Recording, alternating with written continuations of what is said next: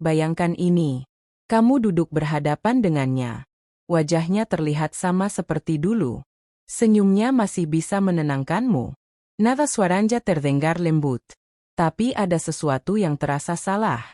Bukan karena apa yang dia lakukan, melainkan karena apa yang terus dia ucapkan. Kalimat-kalimat tertentu yang terdengar sepele, tapi jika kamu perhatikan dengan tenang, itu seperti kebocoran kecil dari sebuah kebohongan besar. Stoisisme mengajarkan satu hal yang sangat tajam tentang manusia. Lidah akan selalu mengkhianati pikiran yang gelisah. Dan ketika seorang wanita sudah berselingkuh, ada kata-kata tertentu yang hampir tidak bisa ia hentikan untuk diucapkan. Bukan karena dia ingin jujur. Justru sebaliknya. Kata-kata itu muncul karena batinnya terpecah. Di satu sisi, dia ingin mempertahankan citra dirinya sebagai orang baik. Di sisi lain, dia sedang menanggung rasa bersalah, ketakutan, dan keinginan untuk membenarkan tindakannya. Ketika konflik batin ini terjadi, mulut akan berbicara lebih banyak dari yang seharusnya. Inilah momen di mana psikologi bekerja dengan sangat halus, dan Stoikisme memberi kita kacamata yang dingin untuk melihat kebenaran tanpa emosi berlebihan. Perhatikan bagaimana kalimat pertama yang sering muncul bukanlah pengakuan, tapi pembelaan. Dia mulai sering mengatakan bahwa dia hanya ingin dimengerti. Kalimat ini terdengar polos. Bahkan terdengar wajar. Siapa yang tidak ingin dimengerti? Tapi di balik itu, ada pesan tersembunyi. Dia sedang memindahkan fokus dari perbuatannya ke perasaan dirinya. Stoik akan langsung menyadari pola ini. Ketika seseorang melakukan kesalahan, tapi yang ia tekankan justru adalah perasaannya sendiri, itu bukan refleksi. Itu rasionalisasi. Dia ingin kamu merasa bersalah karena tidak cukup peka, bukan karena dia telah mengkhianati kepercayaan. Lalu ada kalimat yang diucapkan dengan nada lelah. Dia berkata bahwa dia capek dengan semua drama. Kata, capek, ini menjadi perisai. Dengan mengulanginya, dia ingin terlihat sebagai korban dari situasi, bukan sebagai pelaku. Padahal, dalam kebijaksanaan Stoik, kelelahan emosional seringkali muncul dari keputusan yang bertentangan dengan nilai diri sendiri.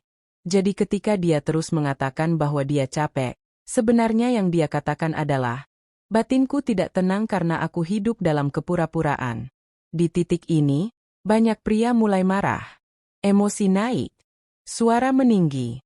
Dan justru disitulah mereka kehilangan kendali. Stoisisme mengajarkan bahwa kekuatan terbesar seorang pria adalah ketenangannya. Saat kamu tenang, kamu bisa mendengar bukan hanya kata-katanya, tapi juga apa yang berusaha ia sembunyikan. Dan semakin kamu diam, semakin banyak dia bicara. Ini hukum psikologi yang sederhana. Orang yang bersalah takut pada keheningan, karena keheningan memaksa mereka berhadapan dengan diri sendiri. Perhatikan bagaimana dia mulai sering mengatakan bahwa kamu terlalu curiga. Ini adalah kalimat klasik yang muncul setelah perselingkuhan terjadi, bukan sebelumnya. Kenapa? Karena rasa bersalah menciptakan paranoia. Dia tahu apa yang dia lakukan. Dan ketakutan terbesarnya adalah kamu mengetahuinya.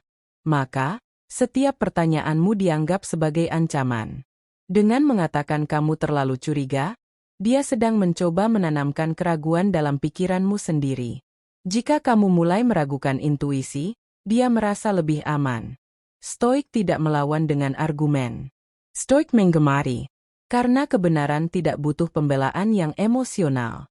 Ada satu kalimat lain yang terdengar sangat dewasa di permukaan, tapi sangat manipulatif di dalam. Dia berkata bahwa semua orang bisa salah. Kalimat ini diulang seolah-olah itu adalah filosofi hidup. Tapi perhatikan konteksnya.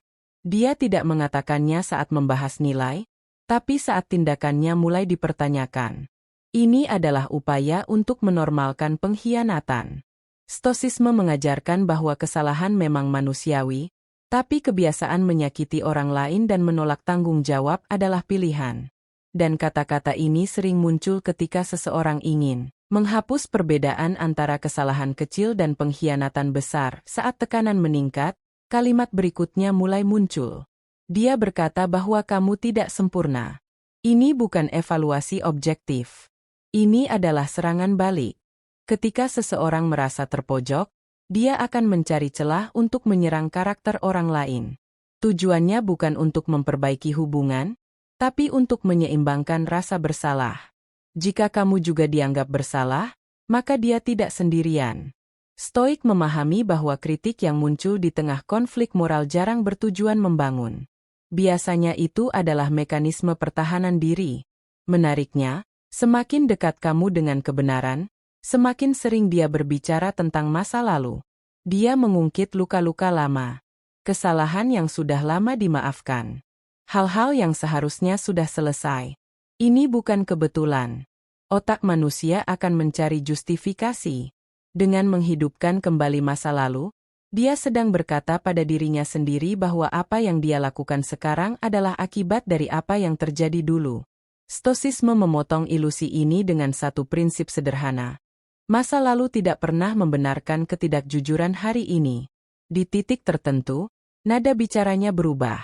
Dia menjadi terlalu tenang, terlalu logis, terlalu terkontrol.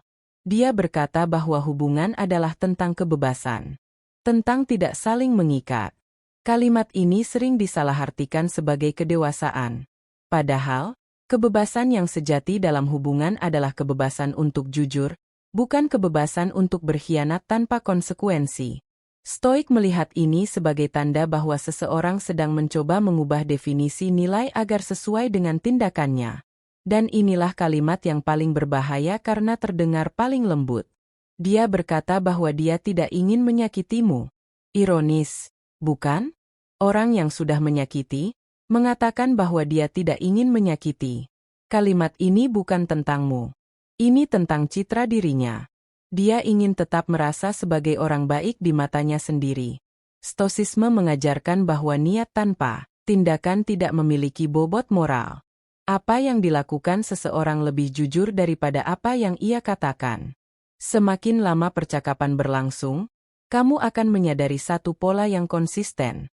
Dia lebih banyak berbicara tentang perasaannya daripada tentang tanggung jawabnya. Dia lebih sering menjelaskan daripada mendengarkan. Dan dia hampir tidak pernah diam. Ini karena diam adalah musuh terbesar kebohongan. Dalam diam, topeng jatuh. Dalam diam, rasa bersalah berteriak.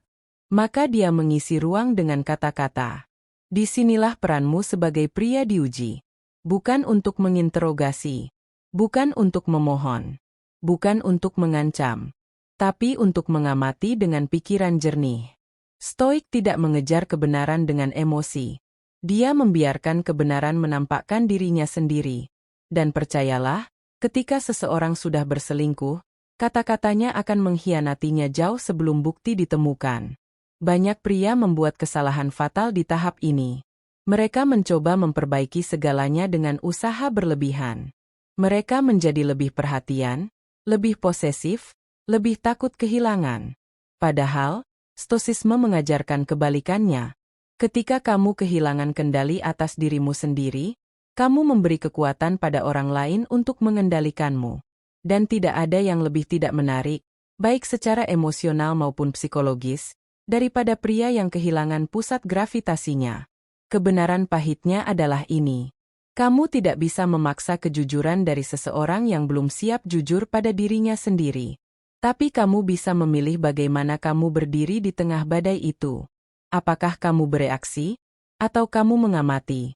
Apakah kamu memohon? Atau kamu menjaga martabat? Stoik selalu memilih yang kedua. Ketika dia terus mengulang kalimat-kalimat itu, jangan terburu-buru membantah. Jangan langsung menyimpulkan. Dengarkan. Catat dalam pikiranmu. Karena pada akhirnya, bukan satu kalimat yang mengungkap segalanya, tapi pola yang berulang. Dan pola tidak pernah berbohong. Jika ada satu hal yang perlu kamu ingat, ini dia. Orang yang setia tidak perlu terlalu banyak menjelaskan kesetiaannya. Orang yang jujur tidak takut pada pertanyaan sederhana. Dan orang yang bersih hatinya tidak gelisah oleh keheningan. Stoisisme tidak menjanjikan hubungan yang sempurna.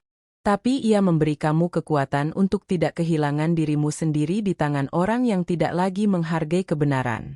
Dan mungkin, di saat kamu berhenti bereaksi, berhenti mengejar, dan mulai berdiri tenang dalam diam, Disitulah semuanya menjadi jelas. Bukan karena dia mengaku, tapi karena kamu akhirnya melihat siapa dia sebenarnya.